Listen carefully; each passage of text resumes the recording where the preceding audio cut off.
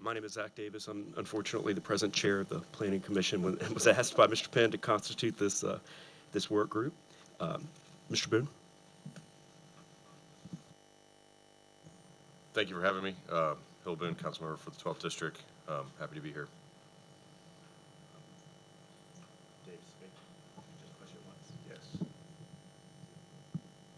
Sorry, the other button. Dave Savigny, and I'm the 10th District Council person. Tom Evelyn, I'm the 3rd District Council person. Frank Penn, Planning Commission. Mike Owens with the Planning Commission. Judy Worth, Planning Commission, former member of Goal 4 Work Group and former member of the Expansion Area Work Group. I don't learn my lessons. I'm Allison Davis, University of Kentucky, former member of the Expansion Group. All righty. Thank you, everyone. Our first item on the agenda is a discussion of a schedule of meetings and goals. We pulled this together kind of quickly, and I initially thought we could accomplish what we need to accomplish in one meeting. We are limited today to an hour and 45 minutes in this room, so there will likely be a need for a second meeting. Is there any particular week that would be better than another?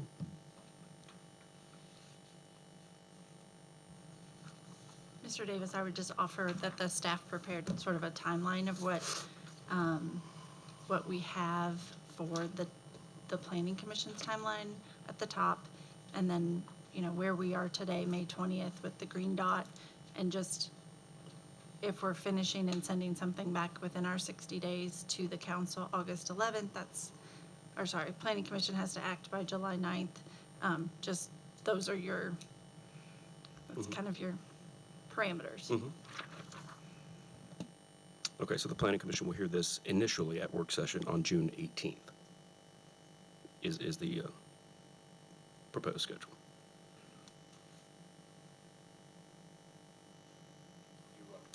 Just ideas for a Are you future. wanting to do it at the same time, same day and time, or, Is this convenient?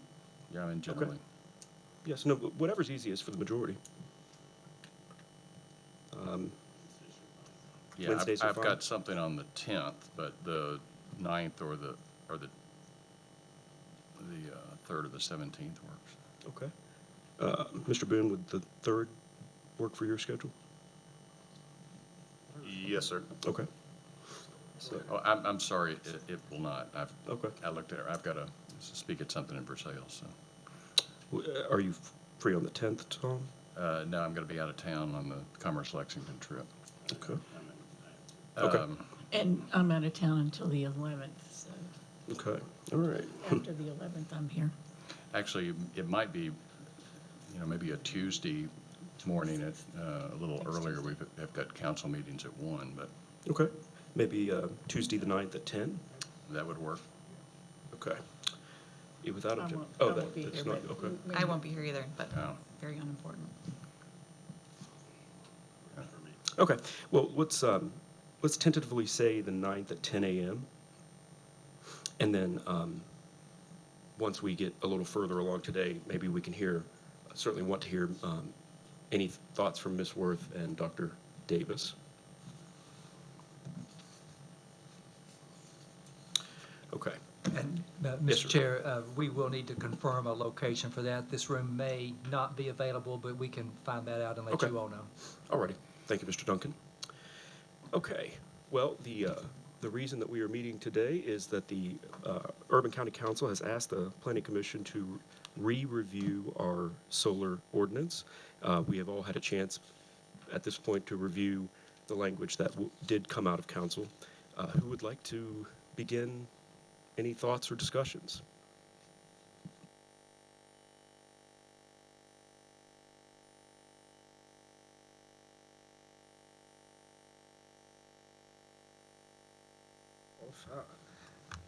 I mean, I've read what we've gotten here.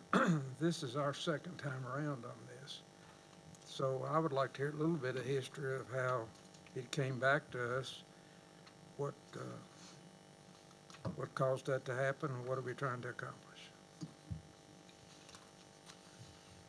Can I add to that in terms of the timeline that we're working under, is there a particular reason that we're working under that timeline?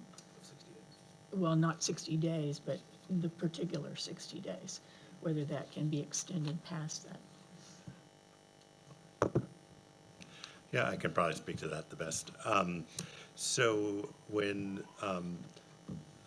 the ZOTA originally came as a, what would we call those? We call those constituent-led ZOTA? What do we call those? Citizen initiated, yeah. Citizen-initiated ZOTA. It came to planning staff, it came to you. The recommendations that came from the planning staff to you, I think you guys approved them. I don't know that there was I don't believe you even edited those, if I recall. Then they came to us as part of the ZOTA process. The council didn't agree.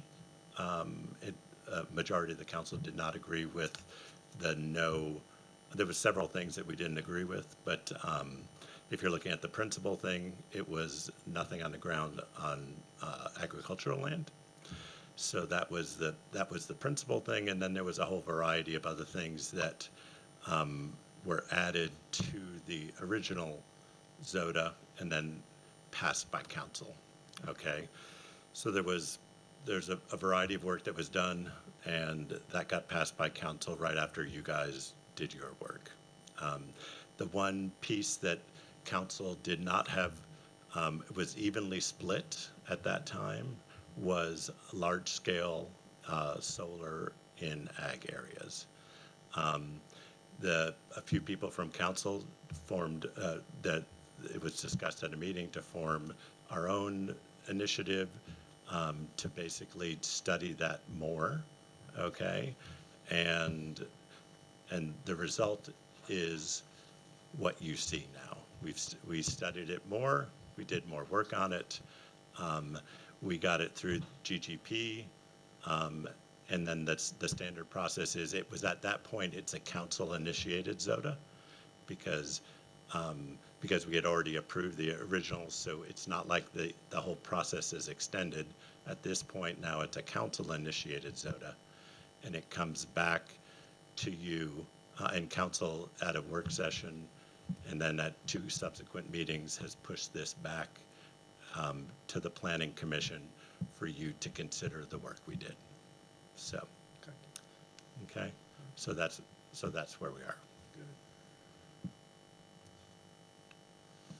Okay, thank you. Well, yes, And ma'am. we did do some work on the initial draft, Okay, so. yeah. Okay. Well, the primary objective of this body, of this group, is to collect findings from stakeholders to present to the Planning Commission so that the Planning Commission can be fully versed on any questions that they may have in advance going into it. Mr. Penn, I think, put it very well. Instead of being reactive, we want to be proactive and attempt to get ahead of some of this so that the Planning Commission can be as informed as possible. So considering that you may not be here, let's see here, look at our agenda. If it's okay with everyone, I'd like to maybe move, if we do have any stakeholders who wish to comment today, and again, another reason I would like to have maybe one more hearing is to allow any other stakeholders who wish to speak to this body an opportunity to do so. Dr. Davis, you mentioned you're not going to be here during our next meeting. Do you have you had a chance to review this text, or do you have any thoughts, or any other stakeholders at this time? I have not had a chance to review all of the text. I am quickly getting up to speed on what is in here. So if I can maybe refrain until a little bit later in Sure. the meeting, so I have a chance to continue to review it. Sure.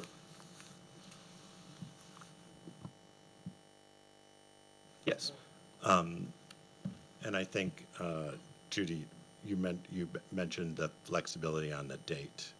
Okay, I think the dates are by statute, but it is kind of odd because we're technically off, like, for the month of July, and we're not meeting until August, whatever, is it 11th? Is that, I think, our first day back? Councilmember, Ms. Worth, the statute requires that a council-initiated text amendment be return to them within 60 days of their initiation. It doesn't, it just says return within 60 days. So that July the 9th is the date that we have to hear this by. And there's no flexibility. No. Can it, and I might ask Law, like, can council do a time specific? I mean, we have plenty of meetings between now and then that we could basically push it to a time specific. Push when it comes Push, back when to it you comes guys? back, yeah, an official, like, say, we want this back at work, because it left out of a work session, so it would be returned to a work session. I mean, you all are, the requirement for the planning commission is by statute, and they have to get it back to you in 60 days. There is no requirement when it comes back to you all, so you all can do whatever you want with it when it comes back and deal with it however you choose. I realize you'll be on break when it comes back, but really, your all scheduling of your breaks has nothing to do with what the statute requires in terms of the planning commission returning it to you. So Okay. once it comes back to you, that's really up to the council. Councilmember, this will come to you on August the 11th. It will be returned to you on your first day back. Got it. Thank you. So can I ask just a quick clarifying question? So if I'm just reading the table, the thing that's really at stake here is the conditional use permit under large scale for ag lands. Is that accurate? Is that what the changes, the proposed changes? That's the big change. Okay. Yeah, there's multiple changes, but that's one of them. That is correct.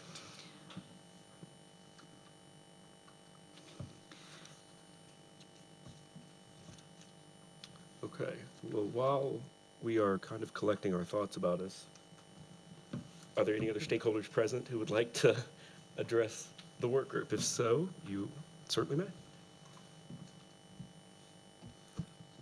While she's coming up, let me back up just a second, ask Tracy, I guess, once again, following up with what Councilman Signigby offered. Since the council initiated this, do they have the flexibility to give us an extension? No, No. they do not. You have Okay. to follow the statute. Okay, thank you.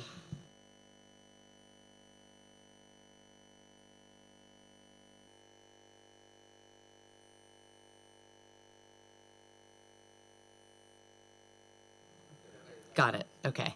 I appreciate the opportunity to share with you all some information. As you all know, this has been ongoing.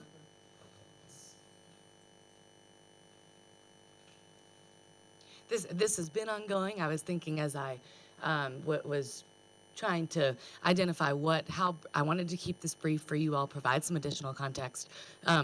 Had a little bit of deja vu. I think it was just 2 years ago, we chatted about this at the Planning Commission level.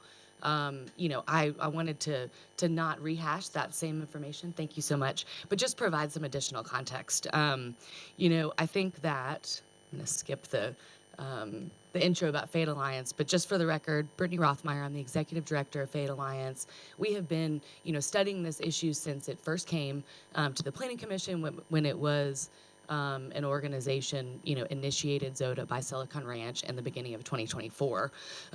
You all just went through a timeline, and so I won't go through that again, but again, just to kind of highlight and emphasize, the Planning Commission voted to prohibit large-scale solar and ag zones in September of 24. The council voted to uphold the majority of those recommendations, added some additional provisions in August of 2025. There was the working group that Councilmember Savigny mentioned that started in September of 25 that went through February of 2026. I don't know what was discussed in those working groups. I was able to review the summaries that were provided, but because those working groups were not available to the public, I don't know the majority of what was discussed in them. So the information that I wanted to provide goes to the consideration of how we consider large-scale solar and agricultural zones. And again, if this is a repeat of anything that was discussed in the work group, I apologize to the council members who were a part of that, but without having that information, it's important to me to present on that today. And it was my understanding that the Environmental Commission and the Rural Land Management Board have both been asked to provide feedback that's to be considered by the Planning Commission. I don't know what the status of that is or what the time frame on that was, but I did want to mention that those groups had been asked by the council on a short time frame to provide feedback as well. And so, this kind of comes back to our original position on whether or not it's appropriate to permit large-scale solar and agricultural zones. And I think that the changes that we've seen based on the findings that were established by the work group, we just don't believe get at that fundamental question of why is it appropriate to reconsider large-scale industrial producing energy facilities on agricultural land, and what should go into that conversation and what considerations should be discussed if we're talking about whether or not that's appropriate. I think that the recommendations, from the council obviously permit that and work to mitigate it, but I think that original question that is being skipped over here is that an appropriate use on our prime soils? And I think that, in our community, as you all well know, we have an obligation to protect our best resources. And I think that the recommended changes at this point simply don't do this. I would say that I have reviewed dozens and dozens of ordinances from all over the country, namely communities that have agricultural economies, and I think that's really important for us to consider. I would say almost every single one of those ordinances that I've reviewed up and down the East Coast are all very clear in their intent to protect their prime soils and soils of statewide significance when they're evaluating solar facilities and how to implement solar in their own communities. And I think that that's something that the recommendations and the ordinance that's provided here to permit large-scale solar and ag zones just doesn't do. And I think that just mitigating the consequences of development, I don't think is appropriate for this community based on what we have here. And I think that that's really the difference between other ordinances in the country and this one that's in front of you all to consider. We don't believe that that's responsible in light of the importance of the soils to this community. And I think we're owed, a really kind of important community conversation about the importance of those soils, and I think it should be on the record, why we're raising this again and why we're having this conversation. It's a worthwhile conversation. Thinking about how we can promote renewables in this community is vital. It's critical to community members. It's critical to our decision makers, our elected officials, all our commission members. We know how important it is. And I think that there's, numerous opportunities to explore what those responsible provisions are. And so I wanted to provide some context on that today. You all have some materials in front of you. I just wanted to include some of these maps. I know this is small on the screen. And so in the green folder, you've got some of these maps and information. But why do we keep, oh, there you go. And I just think it's, again, important to provide information on the record about why Fayette Alliance as an organization is saying we do not believe that this use is appropriate on agricultural land. So we're obviously very fortunate to have the soils that we do. Why do we protect this land? We know we've got approximately 180,000 acres in Fayette County, and the rural service area outside the urban service boundary is about 125,000 acres.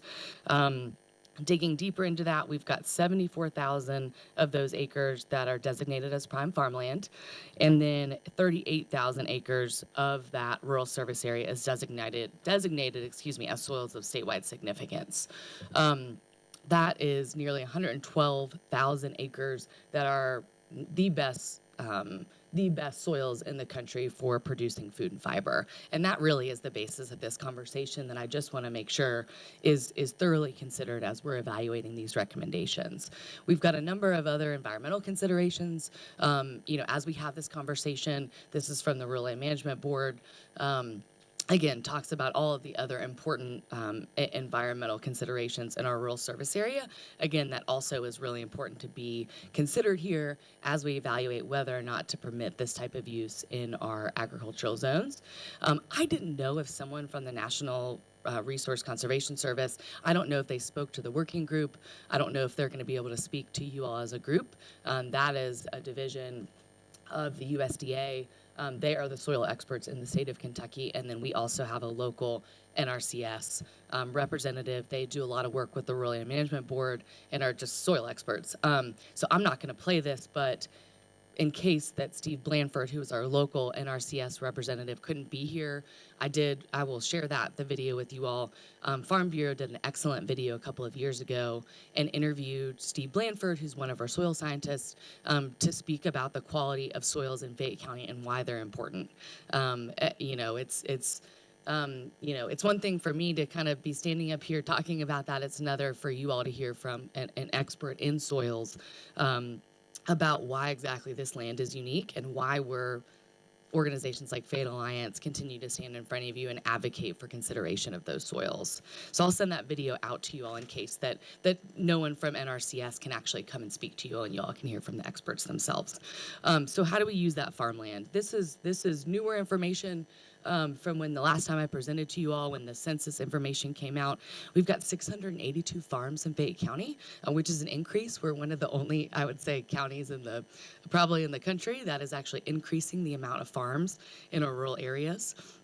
The market value of products sold annually, and this is of course from 2022, is the most recent information, was $333 million, which was an increase from the last time the census was done in 2017. Fayette County ranks third in the state for ag product sales, and I thought that this was an interesting stat that also put us in context nationally. Fayette County ranks 424th out of more than 3,000 other counties in the country that are producing these same products. I think that's really significant.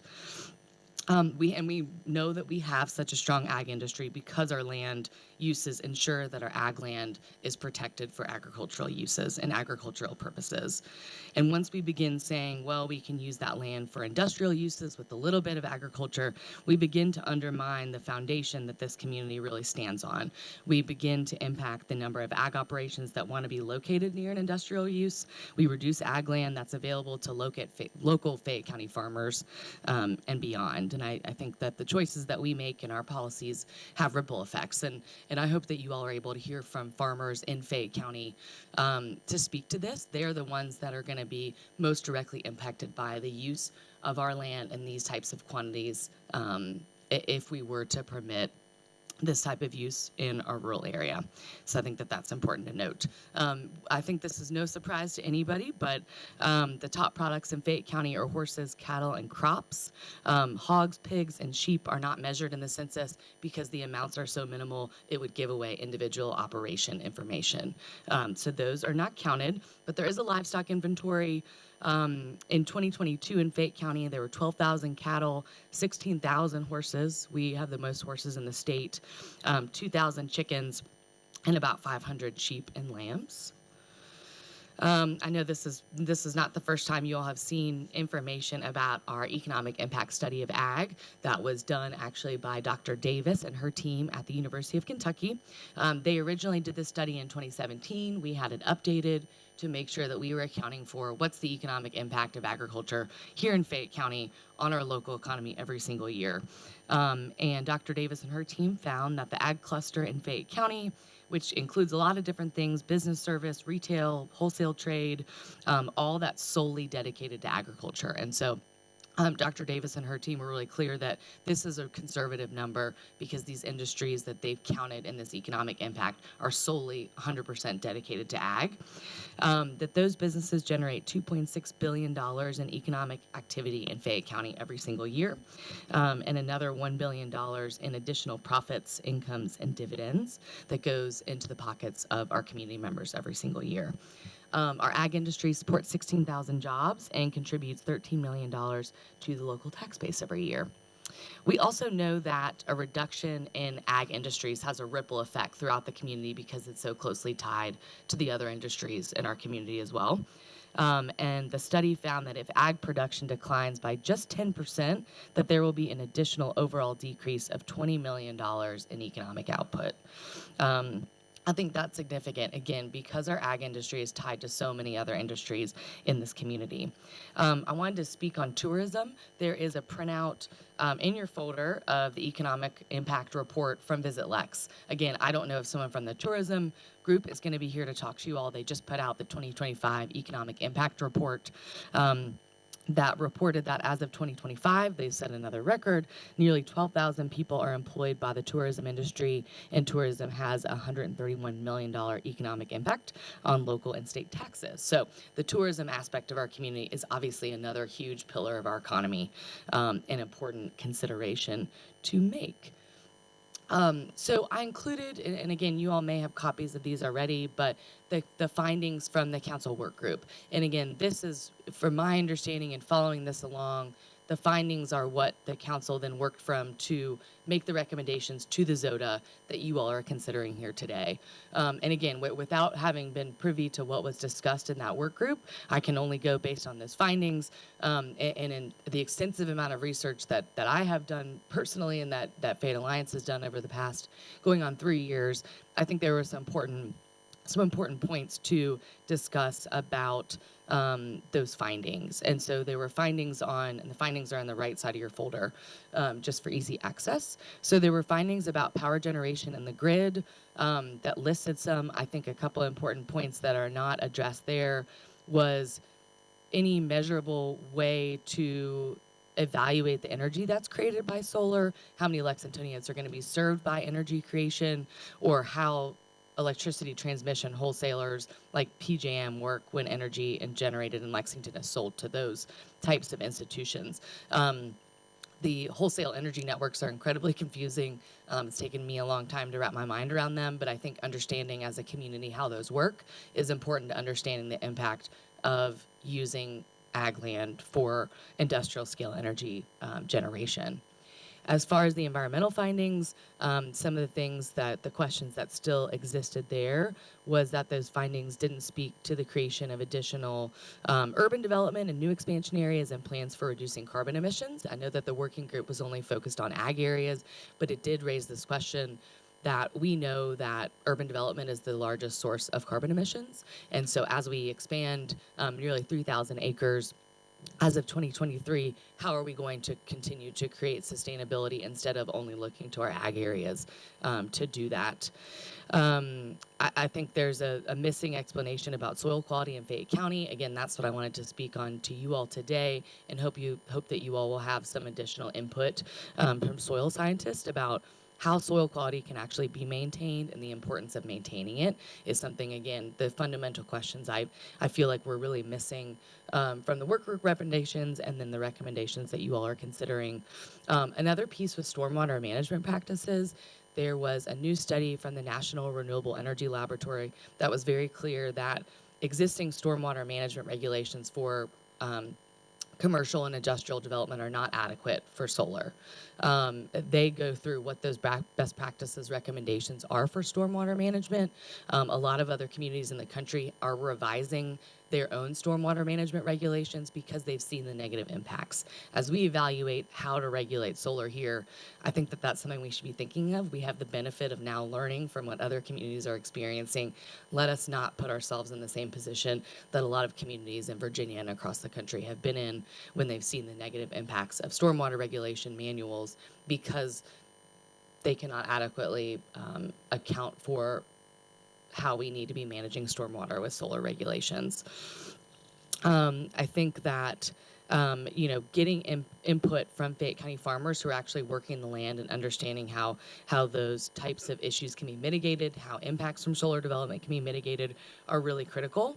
I think notably missing is any criteria for discouraging or preventing solar development on prime soils or soils of statewide significance, other than including the definitions. It is just simply missing from these recommendations. And that really goes back to the main reason why I'm in front of you all today, to get that on the record and how important those soils are to our economy and our identity, and that we have to be really careful in evaluating how we're going to permit solar in the community.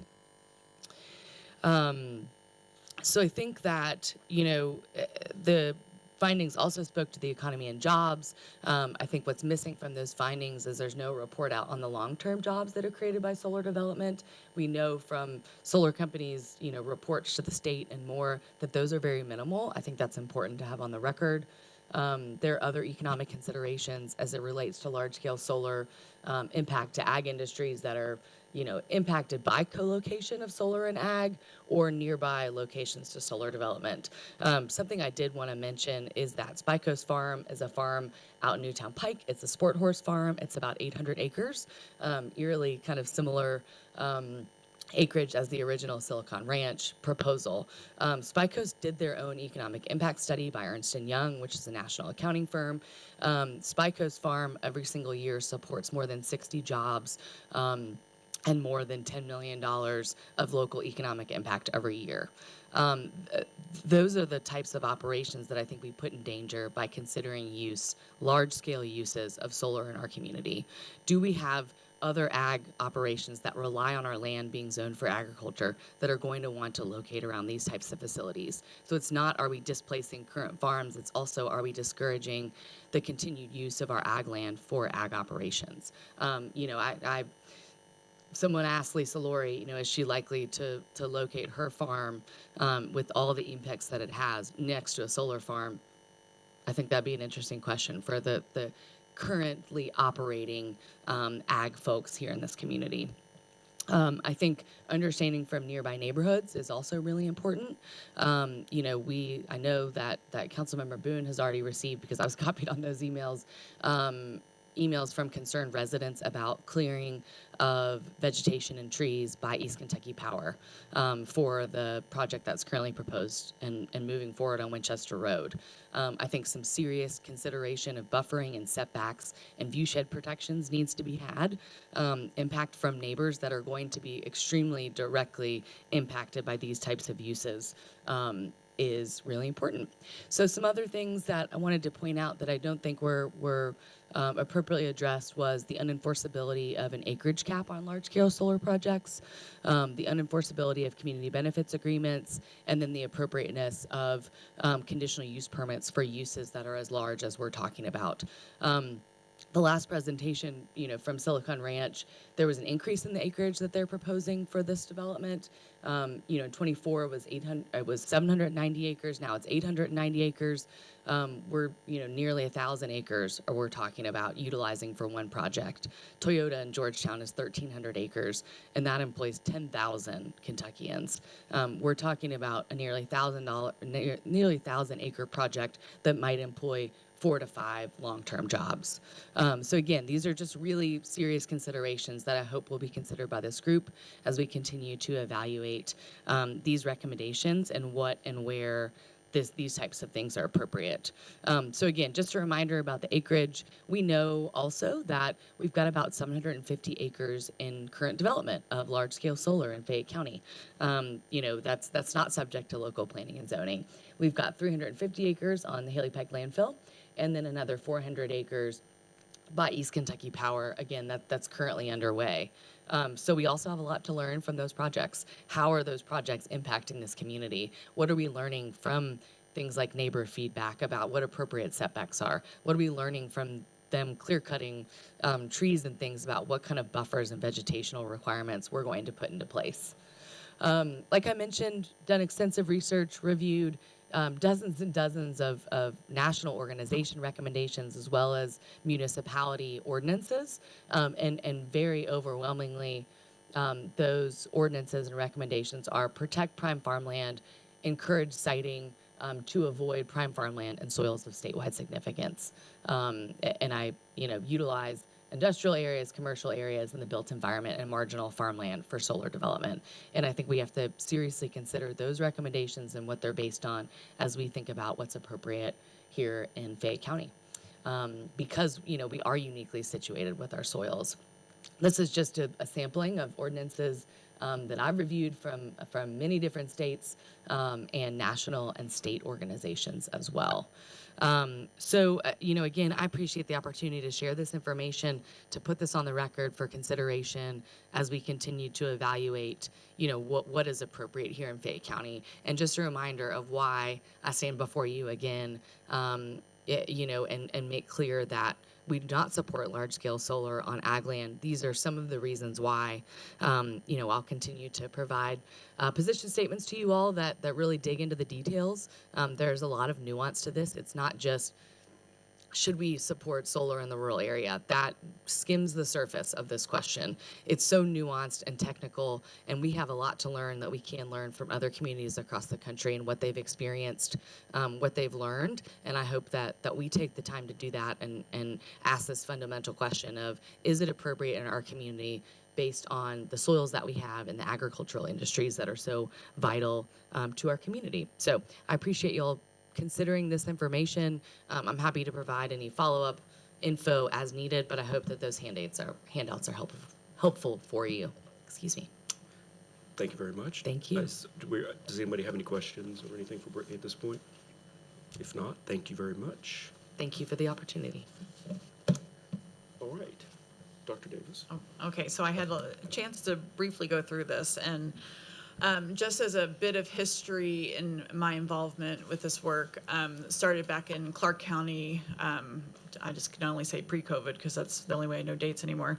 And so I did, when this research was very young in the academic world, I did a lot of research of utility scale farming across the country and policy recommendations, decisions across all different types of places.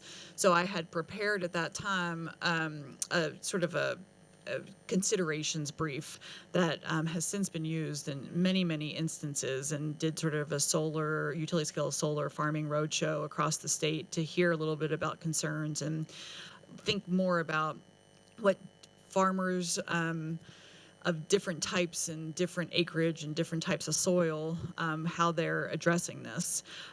Since that time, there has been a lot of additional research. Obviously, now the conversation is around data centers and changing that, and so suddenly a solar farm, you're like, oh, okay, I guess that's not quite as visible as a data center. But there has been a lot of additional research and a lot of still unanswered questions. And in places where I have been, where the discussion, where contracts have been signed, it has been years and years and years before there have been any panels in the ground.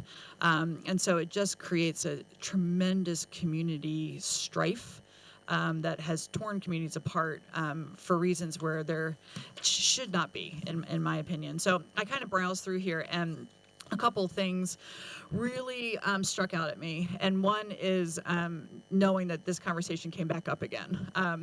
And once I saw really why we're here, which is talking about this conditional use permit on ag land without any consideration of the type of soils, made me very concerned. And I think one thing that we have to understand is that the landowners who are being approached by solar developers and being offered really attractive contracts are only because that land is so valuable.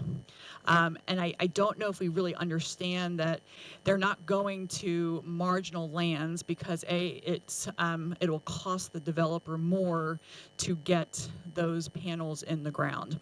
And so by default, we're now talking about where these contracts are being targeted to our best lands on purpose. And so if we kind of think about that, that's very concerning. If we were going to marginal lands, I think the conversation would be quite different. But they're going to places where our land is the most valuable. And I don't see that conversation in here.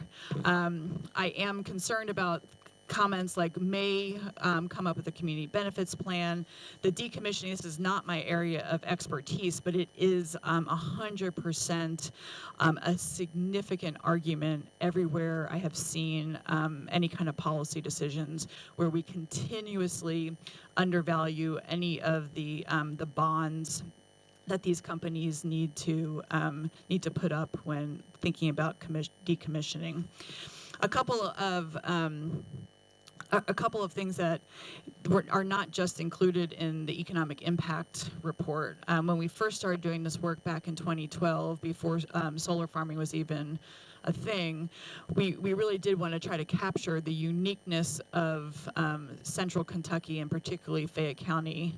And so we did do the economic impact, but we also spent a lot of time interviewing industry leaders to better understand what the land means to them as non-agricultural, industrial, commercial CEOs and HR leaders and so forth. And it is clear that that the land that we love in central Kentucky is a driving force in how they're able to attract and recruit very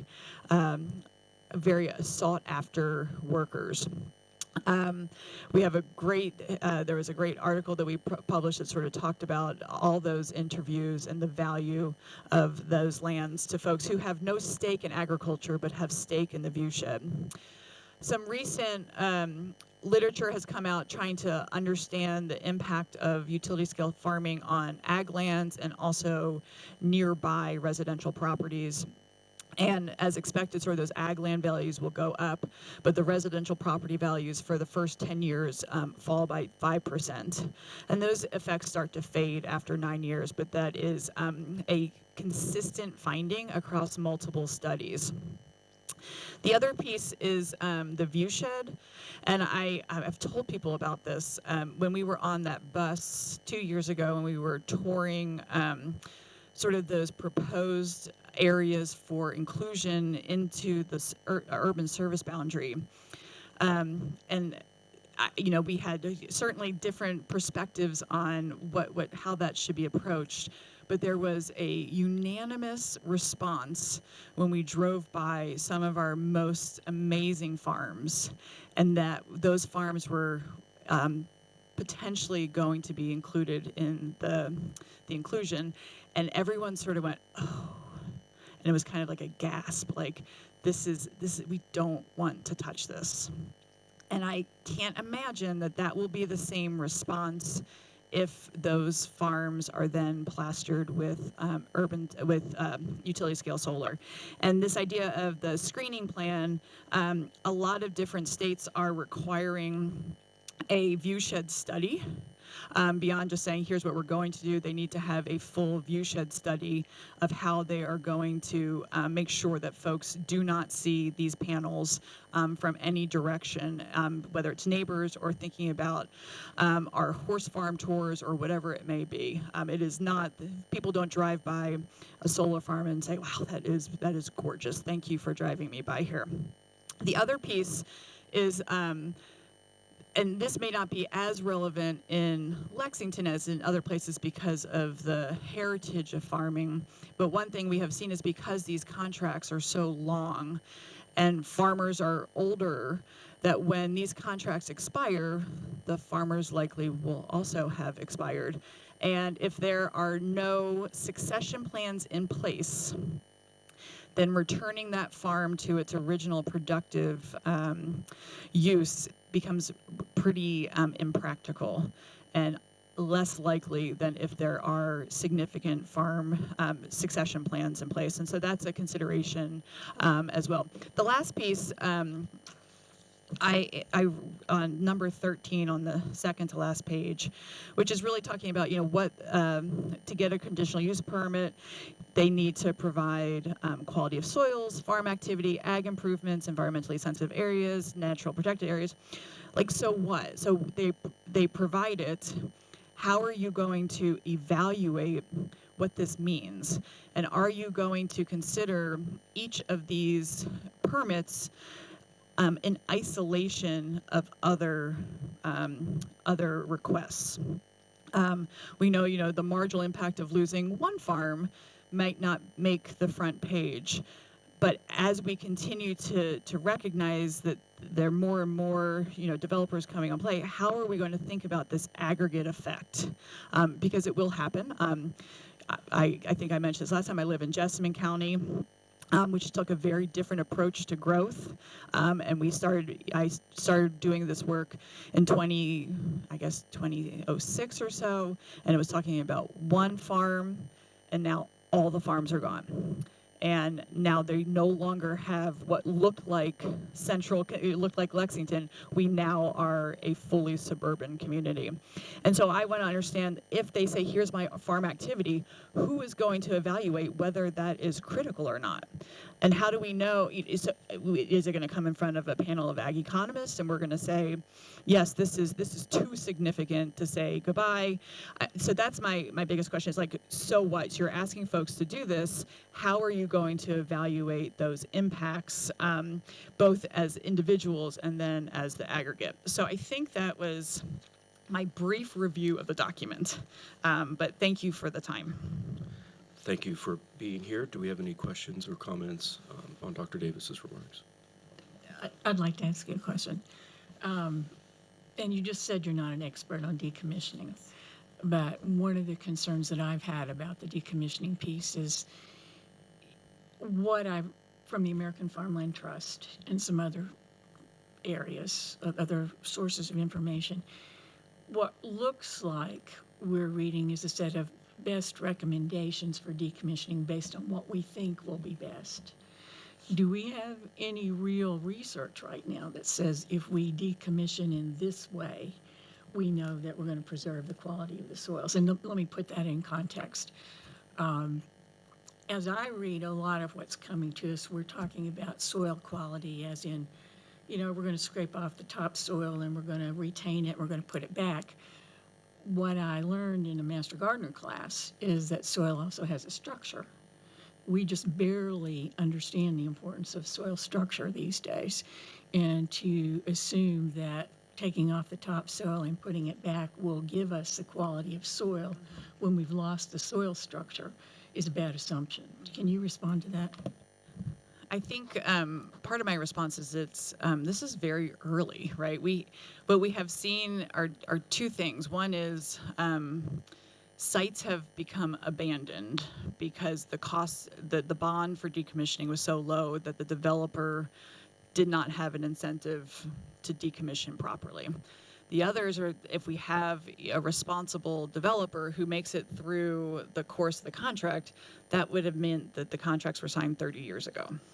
And so I think there are some best practices that I've seen. I think the state of Ohio had some recommendations that I thought very robust, probably not something that a developer really would necessarily sign on to. So it really was created in a way that was a deterrent for developers because it would be very costly. But I think that the thing is that I have heard from some that, and sometimes this is even better for the soil, that it gives it time to rest, and then after it takes about a year after the decommissioning, and you can expect that the soil will return. Others, I've heard that the soil will never be the same. And so I don't know if we have, I can continue to see if there's anything new. I have not had a chance to look recently, but that was when I was doing my research that I saw, that it's just sort of an unknown how great the soil will be when it returns to its original intent. Thank you. Do we have Councilmember Savigny? Yeah, I just, my questions to you just probably around the, I don't disagree on the view shed concept. I think it's probably, and I would say one man's beauty is another man's, whatever. So I don't mind when I drive by a solar field because I think, okay, these are people that actually, have invested in doing something that is supportive of green infrastructure. So I don't share the same feeling about that, and I don't think all Lexingtonians, they're going to be somewhere between two parameters. The things that concern me the most is we can put all. I think you have to understand that we're trying to come up with as good a way as possible to ensure as well as we can, all the fear factors, okay? So that's what we put together, and we put that together from we basically talked to American Farmland Trust. You know, we looked at the resources like we looked at all that stuff, and we asked people that were actually doing things like, how do you do them? Is this better than this? You know, and so we did as much of that as we can. The net of what we're giving you is we basically have said we think there's a way to farm and do something else, and we believe that this is possible. Okay, and I just want to make sure that I think it's important to put requirements on this and on these people that might be doing something like this, but keep in mind that those same requirements go on all ag users, right? And these are also ag users. So I don't know what's the best if a sod farm is better for the soil than a soybean farm. I don't know, I don't know if a cow farm is better than this type of farm. And so I just want to make sure that we're not eliminating people's lines of businesses because we don't think that that's the best use for soil. So.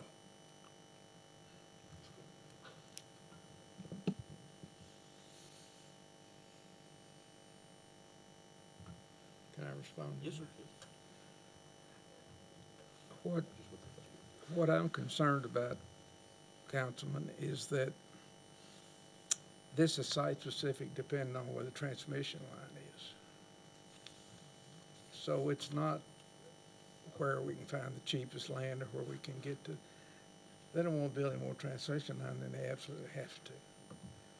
So it's not, the value of our land to farm is extremely expensive.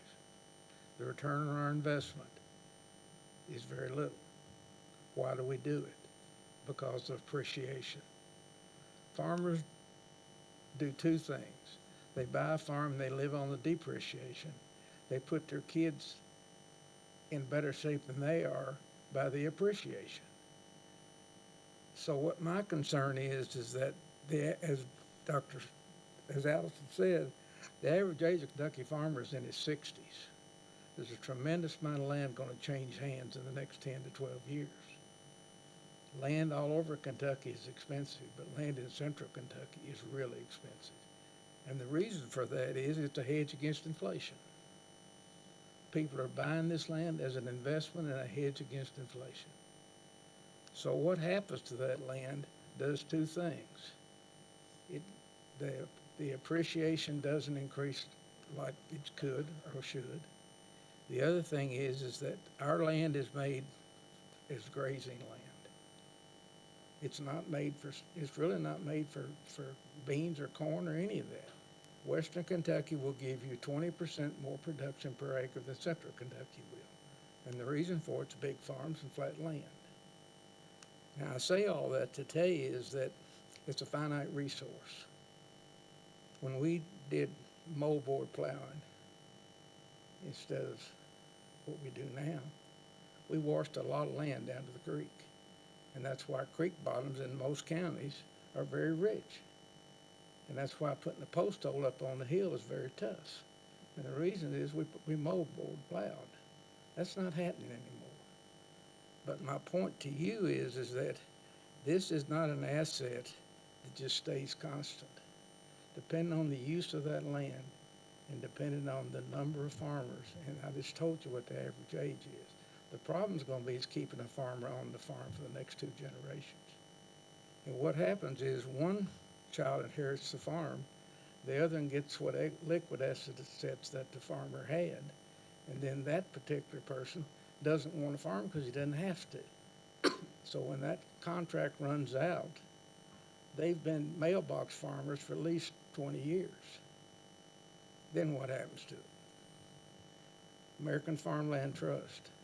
I've been involved with them for a long time. My son sits on their national board. They encourage solar, but not in the system where we are. because the demand for the land is for the reasons that I just articulated. So we're in a quandary here. We're putting I would call it a industrial use on agriculture, but it's certainly a commercial use. And if we do this, I've been on the planning commission for a long time. If you start opening that up, it's a commercial or industrial use, and at least expansion. It's a backdoor expansion. We just got 2,800 acres. We just found out it's going to cost $1.3 billion to fix it. Now we're going to take another 800 acres?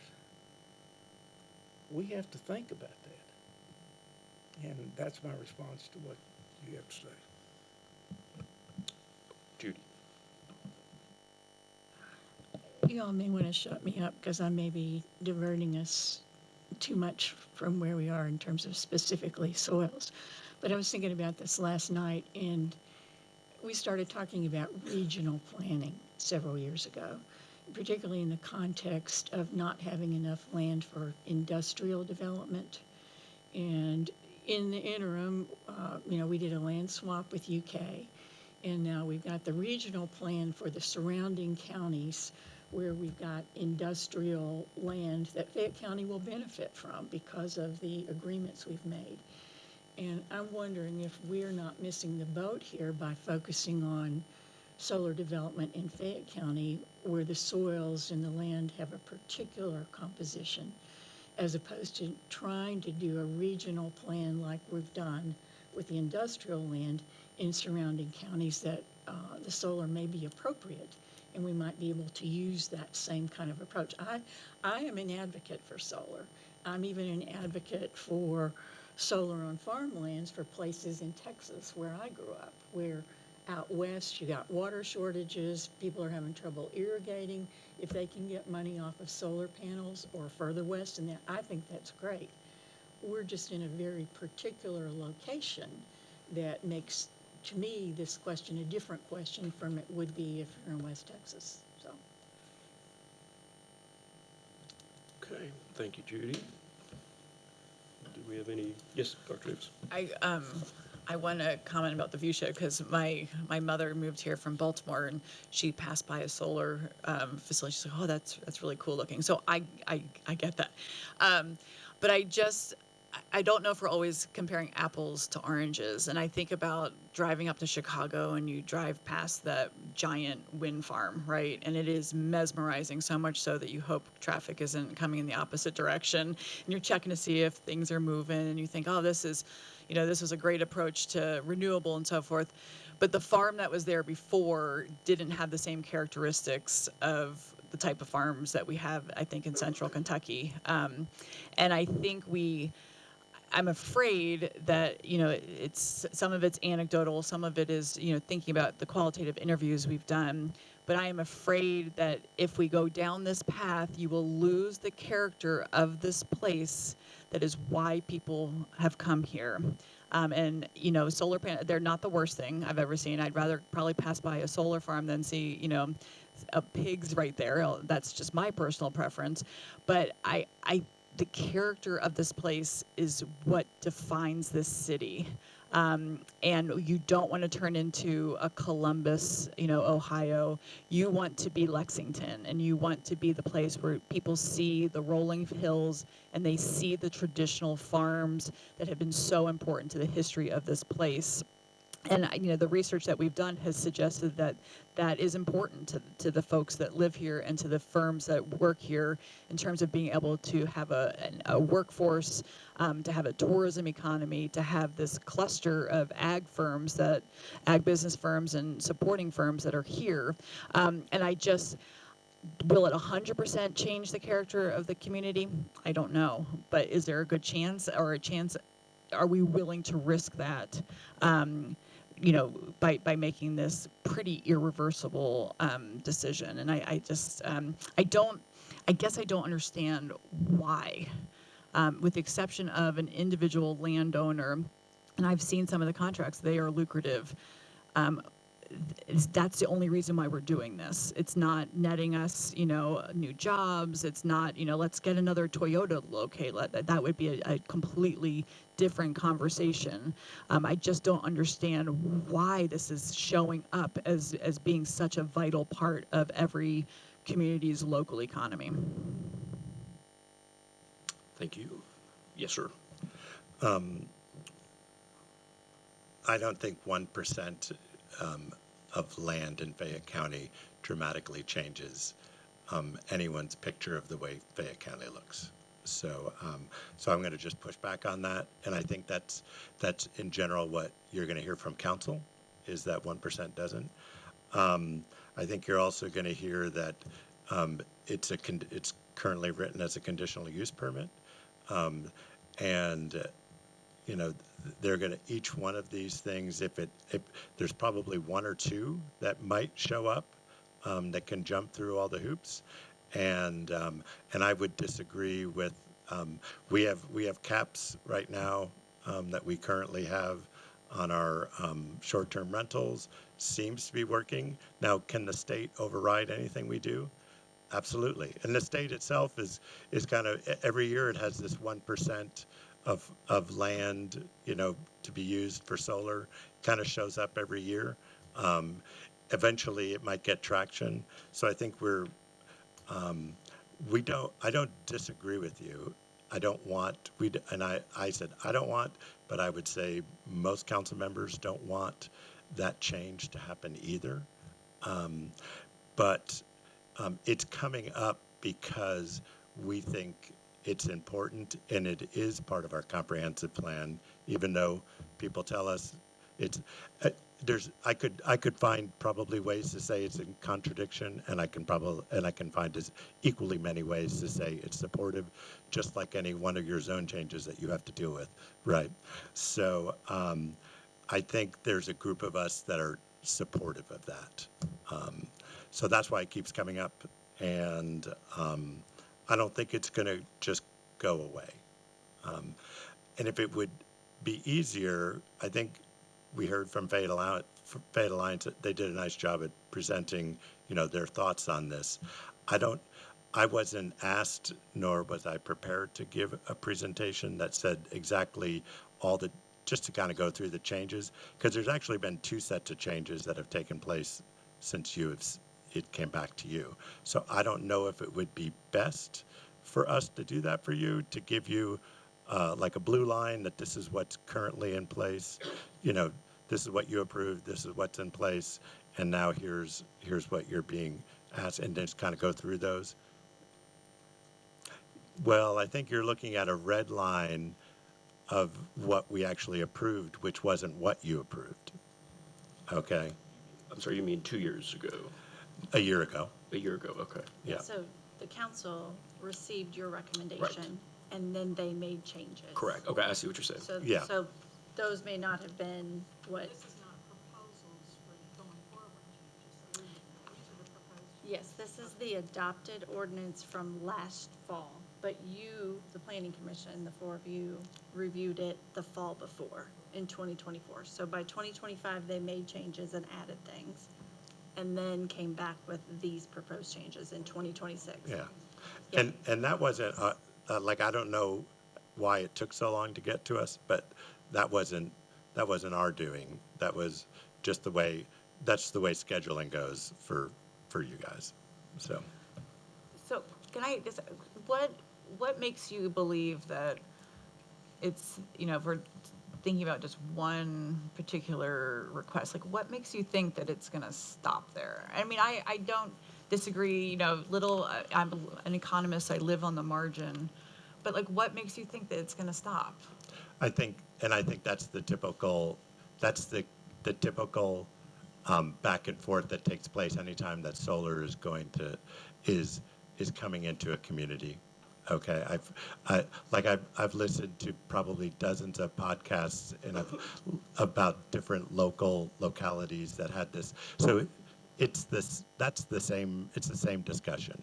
What makes me think it is that we're putting a finite number in the ordinance, okay? Because we felt like that was a way to state our values as a community that says we care enough about this to make sure that you do it with some sort of vegetative cover. You've got something going on.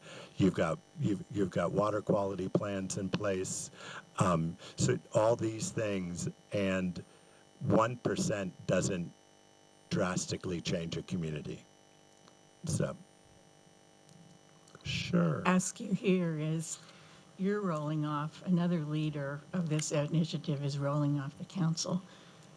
What assurance do we have that another council coming in might not propose a change in the ordinance to a 2% or a 3%? You have that. You really have that with every ordinance that we have. We live in that world, and to be honest with you, it's not that fun pushing something this big. It's not. It's not. So, Councilmember Eblin. Yeah, well, I mean, there's a difference of opinion on council about this, obviously, but one of my concerns is this 1% cap is pretty meaningless, frankly, because the situation we're in with solar, and some of the last columns I wrote in 2018 and 2019 before I retired from the Herald Leader were about the utility industry's push in the legislature. They saw solar as the future, and they pretty much determined that they were going to control it all. They changed the net metering laws so that it made small-scale solar, really, it made it very difficult for people to recover their investment. So now the whole solar conversation has evolved to industrial solar because that's all that's permitted, and that's a very narrow view if you look around the world of ways solar is being effectively done. And we can say as a council or community we want to have a 1% cap or a 2% cap, but the reality is now that if a regulated utility, as East Kentucky Power has done, wants to come in, there is no cap. This is, so, it's in some ways it's a nice stated goal, but it's kind of meaningless. And I think, to me, the broader solar discussion needs to be what is the sustainable future for solar going forward. And I don't think the framework that Frankfurt has forced us into is the answer for that.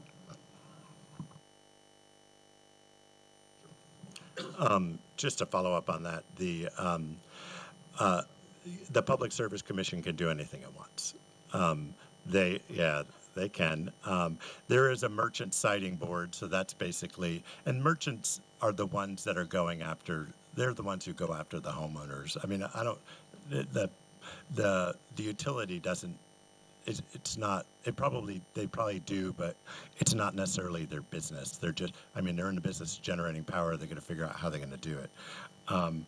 But the Public Service Commission did state publicly in a meeting last year that they at least lean on a local ordinance. So if you have a cap, it would at least give them something to think about. I think it would also give, I don't think we're going to win this suit that we have currently with East Kentucky Power, but I also don't think we had a leg to stand on without a solar ordinance. So I think there's two pieces of that, and I just think that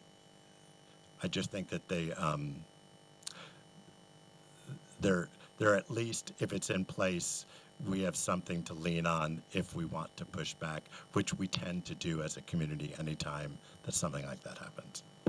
So here's a question. At the Planning Commission, anytime we are reviewing a zone change or even a development plan, we are very diligent in asking the applicant, what neighborhood engagement did you participate in? What stakeholder engagement? Since if this question is really involving essentially one zone, AR, for lack of a better way of putting it, was there in any of these meetings, was there any neighborhood or neighbor or did you go to the people in the rural area and say, this affects you, what do you make of it? Are you talking about our group, or anytime someone is going to actually utilize an ordinance to go do something? I guess from the beginning to where we are today with what is being asked of the Planning Commission, was there any resident engagement? I mean, there was, you had resident engagement throughout when you brought this soda out, okay? So we all had we all afforded ourselves to be able to watch your engagement on that particular thing. So we did hear that. We've heard it when every time that we brought it up it came to us in last year in April or May, the spring. We didn't have a specific public engagement meeting for this, but we got plenty of public engagement at every council work session and meeting that were leading up to us making a decision on that. So this particular version of this, we got public engagement we have standard public engagement at the beginning of every meeting. So we had, I think, 3 or 4 meetings before it came to you, and people spoke at those meetings. So. Alrighty, thank you. Mr. Owens? Did I push my button? No. Thank you, sir. Being in this room and in council chambers for 15 years now, what I'm always looking at is what's best for Lexington. What is best for Lexington? And I keep looking at solar. We all need electric. But is it coming to Lexington, Fayette County? Do we have jobs coming there to take up, that sort of acreage? Are we really getting a benefit as to taxes? I'm not hearing that. It's very, very minimal. And that primarily was my driving reason a year and a half, 2 years ago for the vote that I gave. The only benefit was to the applicant and one landowner. I've heard, listening through this, there's been discussion as to, well, this is going to provide 200 jobs. Well, several years ago, I redeveloped 200 acres myself for my employer. I could say that we supplied jobs for 120 people, but most of them were there on the farm for a week here. They'd leave, be gone. They'd come back for 2 days. It wasn't even, it wasn't a full-time thing. It wasn't even what I'd call temporary. I just, personally, I just don't see the benefit for Lexington compared to what we're possibly going to lose in the long run. And when I say long run, it's long run, because there's a reason transmission lines and ease. There's a reason that we have developers wanting the same land. It's because of ease. If they don't have to take a building down and start all over. We all know those stories. We did something similar about this, probably same time, with hemp production. We allowed hemp production, but on a small scale, medium scale type basis, not a large scale basis in the rural area, primarily for the same reason. It was taking up prime soil land.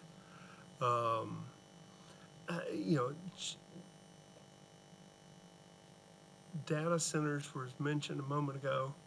Last night, down I-65 in Horse Cave, Kentucky, they've got readings going on right now. They've already done first reading. They're looking at second reading to put a moratorium on data centers, simply because that's not what they want, okay?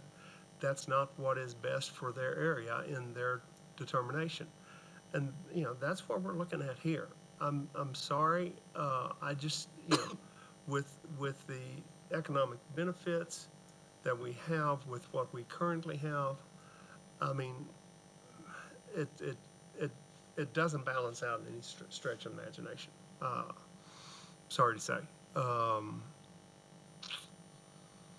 You know, I think this guy sitting right next to me here could speak to it much better, but my wife being in the real estate business, I mean, she won't even go look at property that's got power lines right next to it. She won't even go look at it because she knows that her people do not want that look on a constant basis. So it's, you know, anyway. Councilmember Boone, do you have anything to say? You've been quiet over there. I was Yes, sir. quiet, so before I asked you to speak, I was going to at least put in my 2 cents for it. No, I appreciate it. Yeah, I guess so. I was a part of the solar working group, and being the 12th district person, I was glad to be a part of it. However, I didn't necessarily agree with or vote for any of these proposed changes, just to kind of put that on the record. I think overall, this already kind of got voted down. We create this work group. I'm pretty sure we can read between the lines of what happened in there. Like to your point, Zach, I'm a 12th district person. I have a farm. It wasn't, I guess, the general consensus to hear a bunch of those voices, I suppose. I think they knew what they were going to hear. And I think that's kind of why we are where we are here. I know that solar is already here. We're already doing projects through the state. You know, we don't know how these things decommission. They're all too new. But why would we, I guess, risk kind of our prime soils to be kind of part of this experiment? I had a meeting with Jada Griggs, who's in charge of our Solar Lex program, and to reach our 2050 goals, she stated that we didn't need large-scale solar, and that was never part of their plan to reach our 2050 net zero goal. So, I mean, to all of all the points made, we don't get any benefit. There's this weak language that may do a CBA agreement. You know, we know the power's not going to stay here. It's a short-term job hiring kind of situation.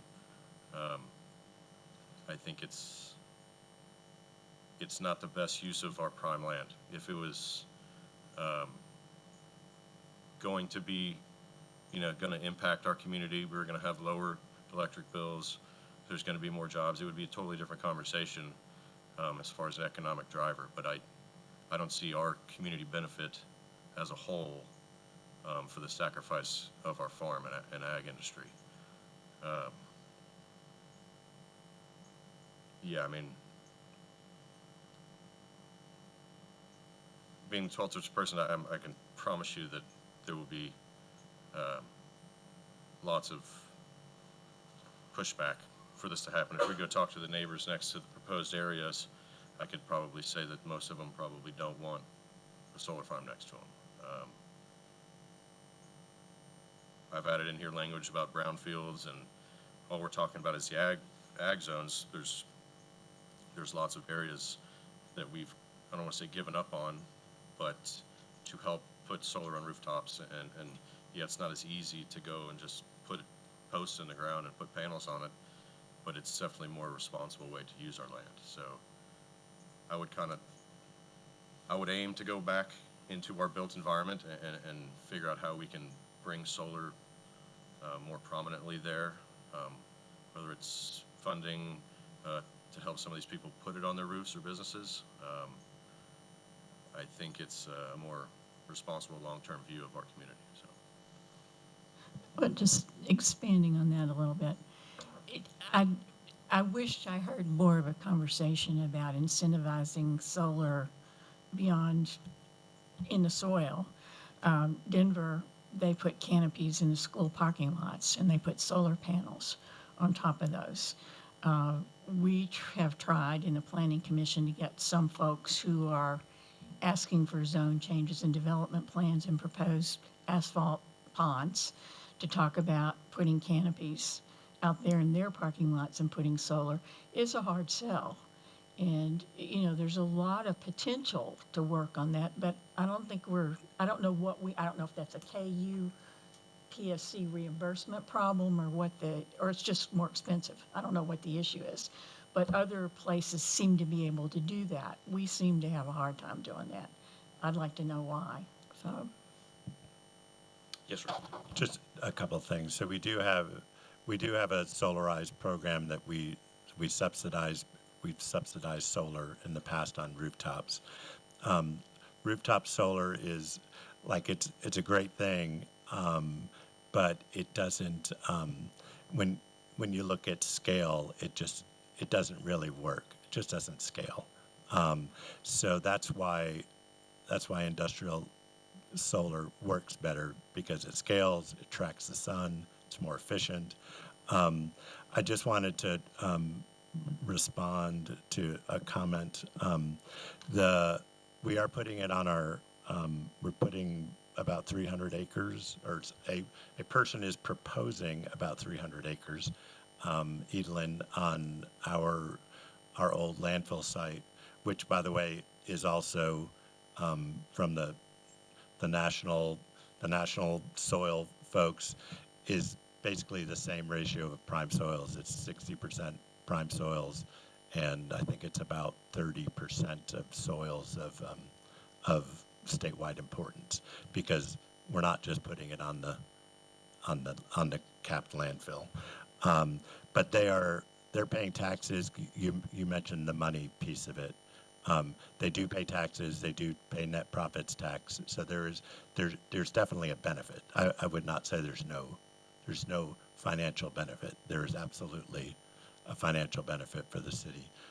But then there's also, it does correspond to our comprehensive plan and our green goals. And as for the folks that worked on the Empower Lexington and the Race to Net Zero, that is true. They picked places that solar was possible. All of those places are not viable, but they did pick places that it was possible, and that's all I'll say on that one. So, thanks. I will add, we had obviously several conversations about Haley Pike. Is it brownfield? Is it not? Is it ag? What is it? As it's city-owned landfill, it was considered all part of a brownfield. If you go back and do another research or whatever, then those could change. But as of today, it's been all considered brownfield. So, yeah. Thank you very much. Fayette County's been talking about its soils for, well, probably since 1958, if not earlier than that. And one thing Mr. Penn taught me a few years ago on something entirely unrelated was, when you look at the urban service boundary, obviously it goes all the way to Jessamine County. And that's been so long ago, those expansions that Frank mentioned in one meeting, why do you think we went all the way to the county line on the south side? Because the soil quality was less than essentially the rest of the county. It was a compromise at the time, and that probably would have been in the 70s? 1972, but who's counting?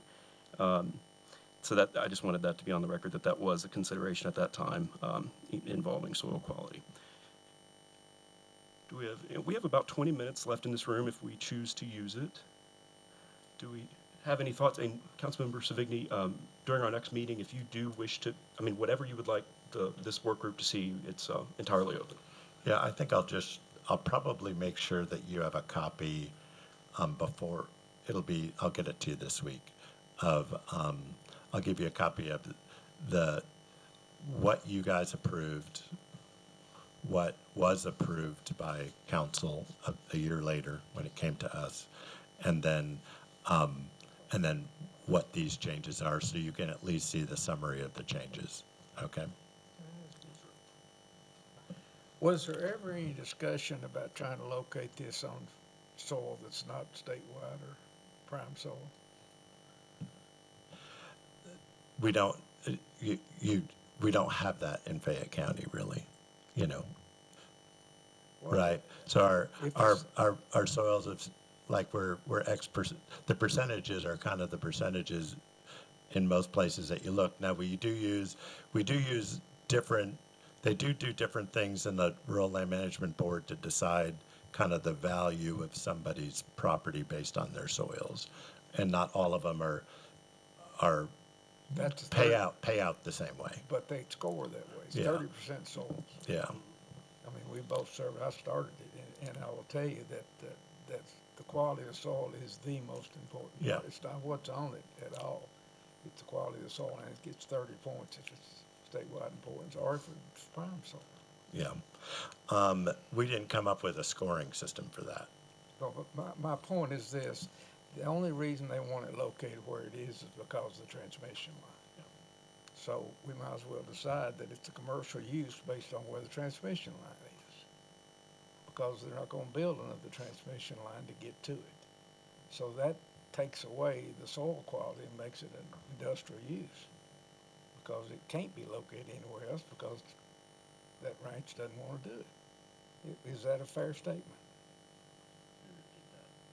The only reason it's located where it is because of the transmission line. And that's exactly why the landfill property is close to a transmission line.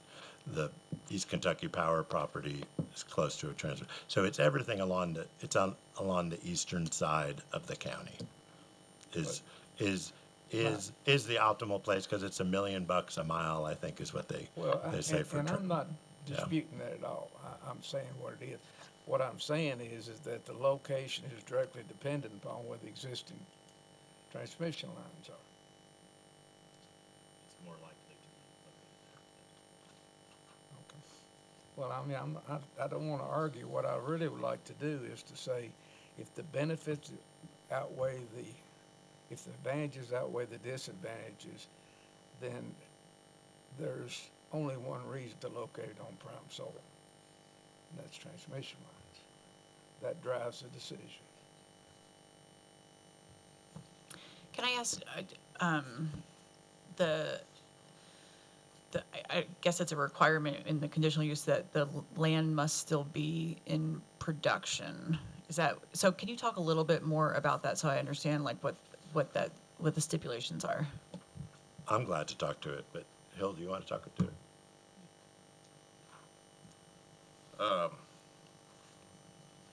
I think we're basically saying, or they have brought forward that if we're growing grass underneath solar panels, that is considered a dual use. I would kind of beg to differ that that's not a true ag use. If they were cutting down and selling hay or something like that, it would be more comparable to like regular farm activities. That's my 2 cents on it. So it's not the requirement to keep it in some of the land or to continue current practices, right? It's any agricultural. It's any yeah. And because when we talked going kind of through planning and kind of the basic understanding is first of all, not all farms are doing something, okay? So we really cared mostly about making sure there's some sort of agricultural cover crop, because soil quality matters and soil erosion matters, right? So so that's basically, we left it as it had to have some sort of crop coverage. That was 85% crop coverage. So. I would, I don't want to be difficult. I just think it's, in my opinion, reading it, it's misleading to someone to see that, because it makes it seem as though there will continue to be agricultural production, as opposed to saying that it'll be so what we know is what traditionally happens on, on these utility scale, which is we graze some sheep underneath, and that's not necessarily the same intent. I think when I first read that, I thought, oh, well, what are we talking about here? Are we talking about still having acreage, or there's a limit on how much of that farm can be parsed out for solar farm versus production? But I just feel like the language appears to be a bit misleading to me. If you had a way to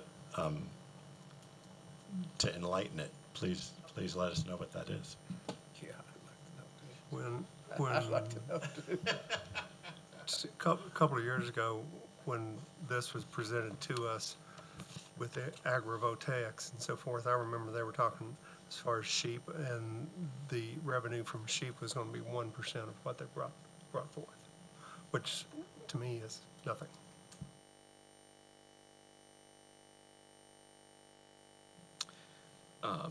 I certainly believe it would be constructive to have an NRCS representative present to us during our next meeting about soil quality, the effect moving or altering soil, if topsoil is moved.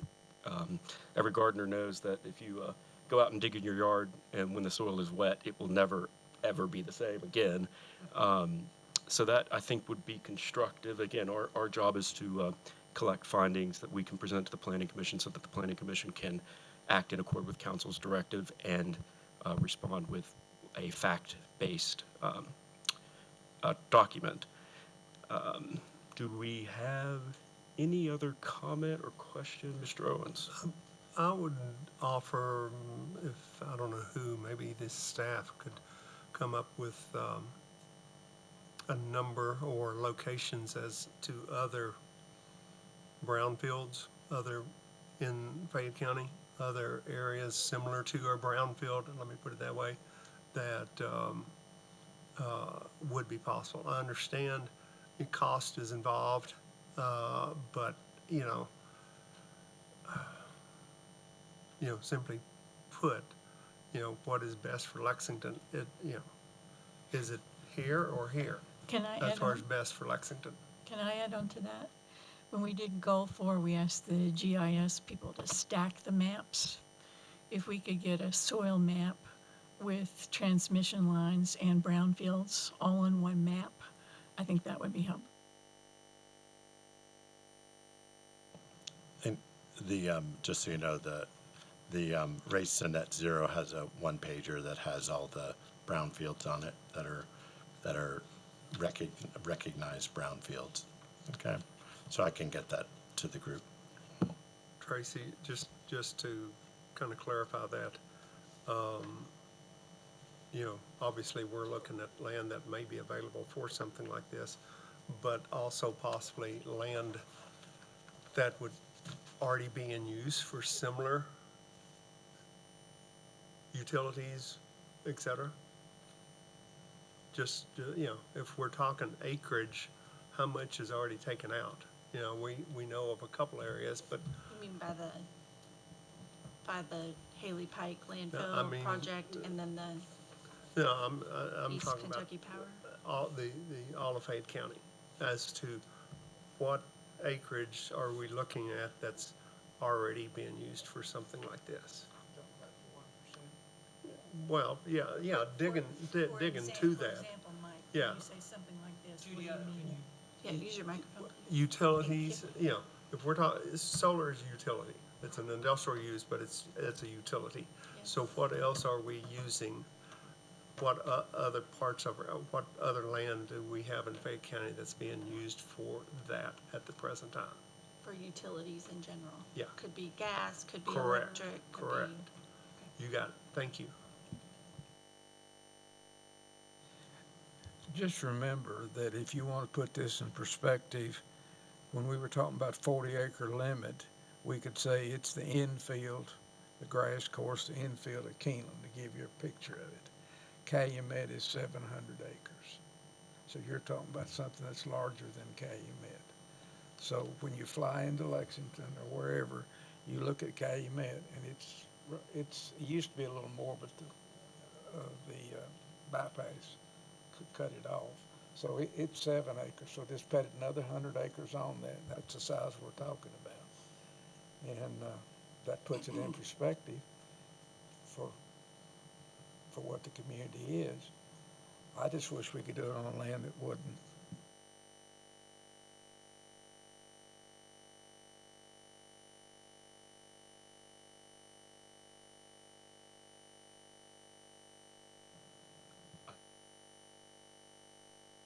I can.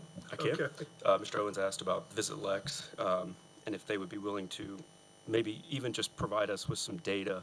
I appreciate this handout that came from them, and I was on their website earlier today just trying to look at Lexington or Visit Lex as an outsider. What do I see? And their website, which is a beautiful site, is very comprehensive, but it has a lot of beautiful photography on essentially our rural area and Bourbon. Of course, the University of Kentucky plays a big role, but when it comes to tourism, that certainly seems to be the draw for the economic impact that we get from that. So we will try to maybe get some data in that regard in addition to the NRCS representative. Mr. Boone, is there anybody from the 12th district? Since again, essentially affects the 12th district. Anyone you would like, I think, could provide any data or perspective to this work group? I'm sure that there are some farmers in that area that we could, that would have direct kind of contact. I can give it some thought also and get back and try to get them here for the meeting. But Okay, thank you. And has the Rural Land Management Board completed their findings on it? they're Or the- currently still in the process. Okay. I can answer that.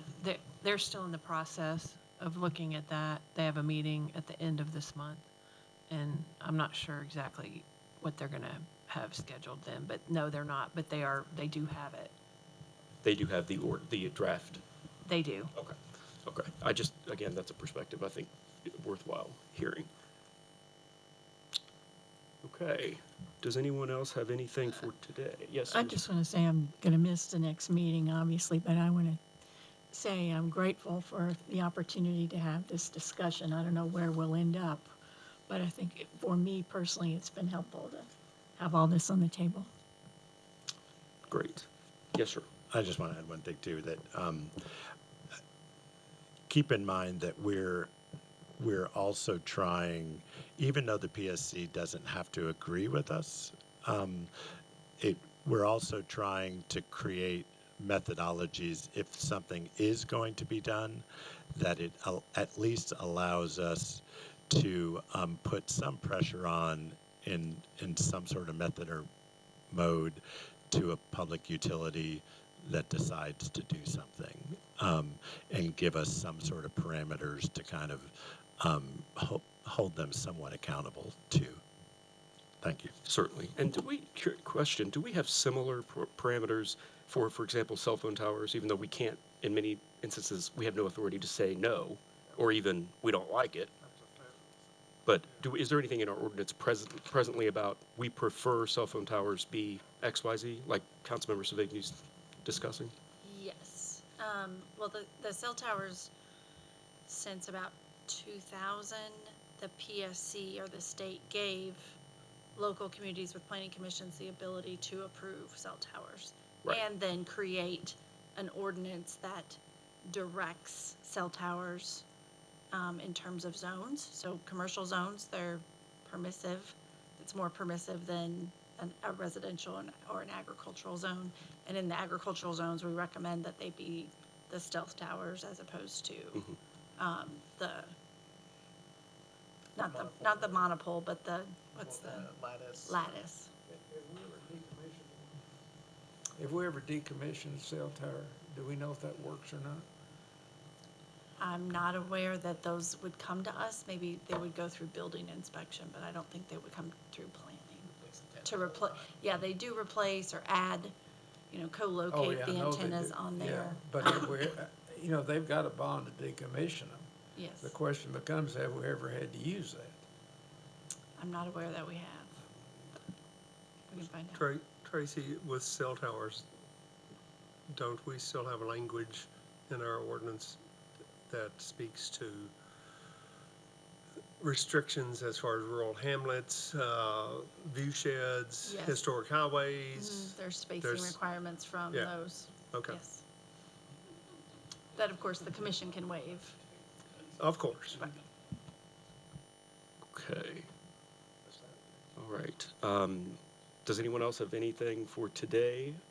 If not, the Planning Commission is very grateful for your presence and your thoughts. Thank you to our guests for coming. Mr. Duncan, yes. Thank you, Mr. Chair. Just an update. We have checked, and this space is available for only 1 hour on June the 9th, from 10 until 11. We can find another space, I'm sure, but we may not be able to broadcast from that. So just wanted you all to know. But if we think the meeting needs to be more than an hour, we'll probably need to find a different space, and we'll certainly update you all on that. Thank you, Mr. Duncan. And you and I could discuss this later, but would chambers be an option if it's not being used? It potentially, yes. Okay. That would be the only other option Sure. for broadcast, but we'll check on that, Okay. yes. All righty. Well, if nobody has anything else, I very much appreciate it. The Planning Commission appreciates it. Thank you to staff for your time. And if see you tomorrow. No, see you tomorrow. Yeah.